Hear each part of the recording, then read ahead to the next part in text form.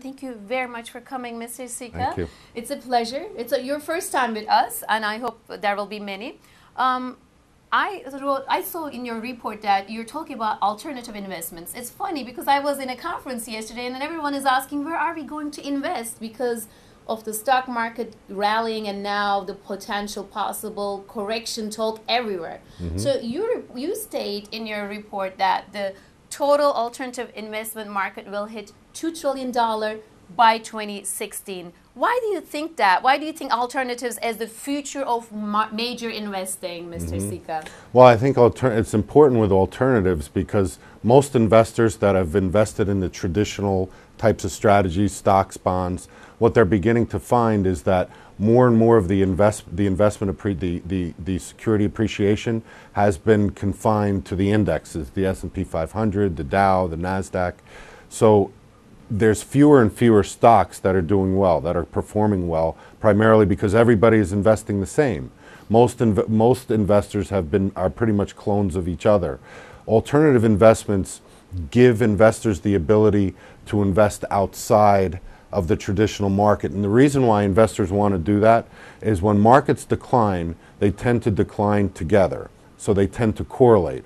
So what happens is, like we had in 2008, the market declined and large cap stocks declined, small cap stocks declined, international emerging markets. What investors are attempting to do now, intelligent investors, is spread the risk and reduce that correlation. You talked about markets. They tend to fall together, you said. But how about gold? How about the commodities? How about gold? I heard you like gold. Why? And also, do you prefer physical gold investment rather than the paper gold investments? Why do you think that way? Well, gold is interesting, especially since it's reverse correlated to the stock market. So what you find a lot of times is the gold market will appreciate when the stock market declines. So I like gold as a hedge. Number one, as a hedge against geopolitical risk. There's a lot of geopolitical risk going on right now throughout the world. As a hedge against inflation, economic turmoil, all these things that we have a very strong likelihood of continuing to see. Gold gives you a way to diversify outside of that risk. Like a safe haven? Yeah, it's somewhat of a safe haven. I think there's a greater difference, as you said before, there's a big difference between physical gold and paper gold. Paper gold, which is stocks, exchange traded funds, and physical gold, which is owning the real asset. I prefer to own the real asset, predominantly because paper gold has been more and more utilized as a momentum security. So more traders, momentum investors, hedge fund managers use gold for short-term trades. So if they see it moving up, they buy gold to get a little bit of a move up and then they sell it. Physical gold, I like owning the real asset because it has a lot less volatility.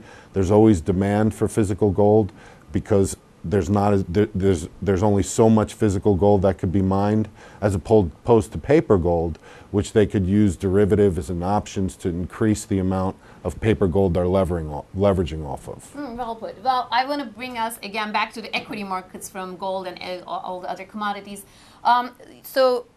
Equity markets, Fed has been watching the equity markets too. Well, we hear that they are very sensitive actually. They want to see the volatility and the reaction of the markets. And you are watching the Fed more than ever. Yep. And will they keep the balance sheet at the record level? Because even yesterday there was an article that they're going to keep it at record level because it might cause volatility. Even Rosengren said that this week in his statement.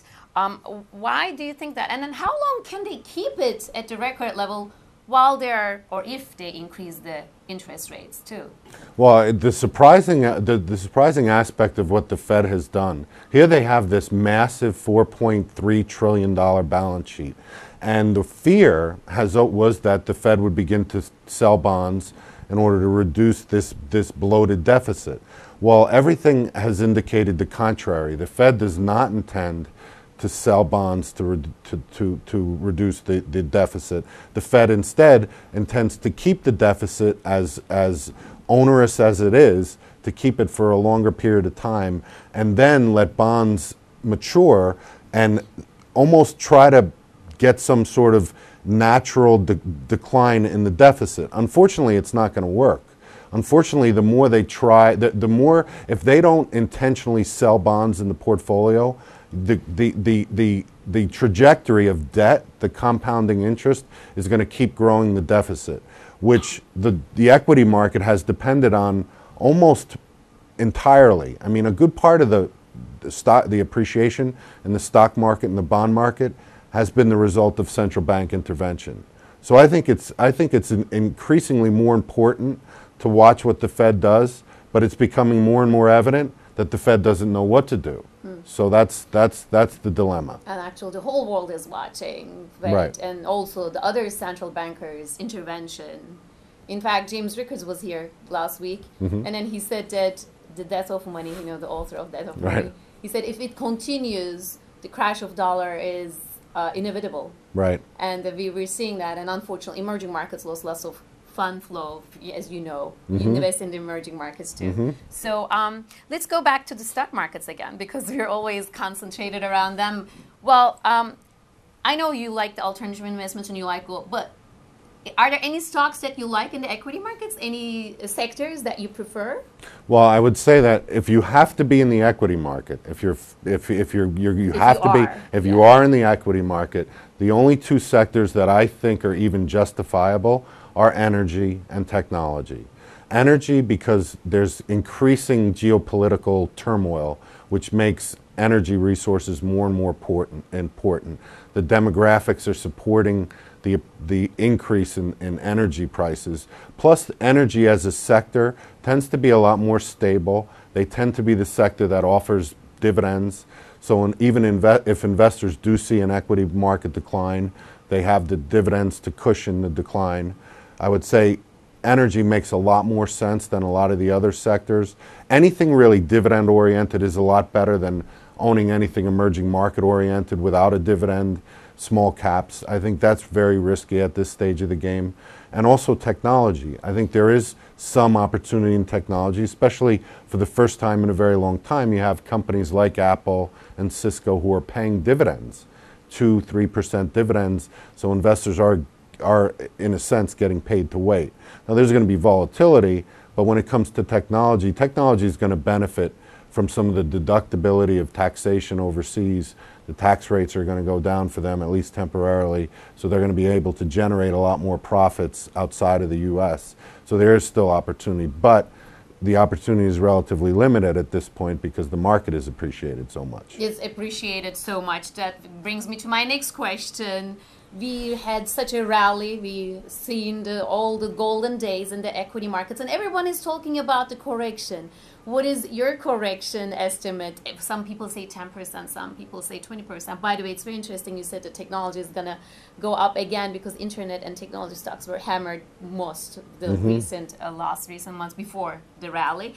And what is your year-end estimate for S&P 500? If you could give us any. Well, what I think is, we're going to begin to see declines based on what the central bank is going to do. But I would say that because the central bank is committed to keeping interest rates low and prolonging the inevitable, which is a major decline somewhere out there in late 2015 or early 2016, I think we're going to begin to see more and more of unwinding for most likely a 20% decline. 20% decline correction. Correction, right, in both indexes, in all three indexes, the NASDAQ, the S&P, and the Dow.